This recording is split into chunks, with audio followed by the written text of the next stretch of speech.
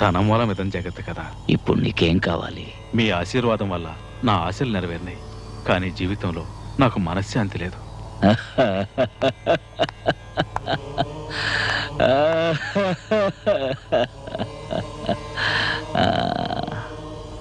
ధనమూలమిదం జగత్తని ఇందాకేగా అన్నావు.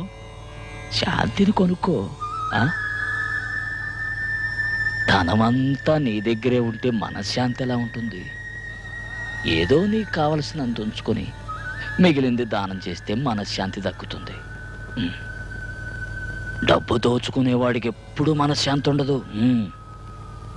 పుణ్యం దాచుకునేవాడికి ఎప్పుడూ తోడుగా ఉంటుంది.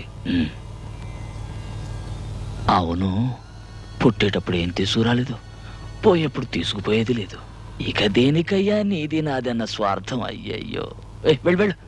ఇదిగా దీన్ని తీసుకుని లేని వాళ్ళకిచ్చేళ్ళు.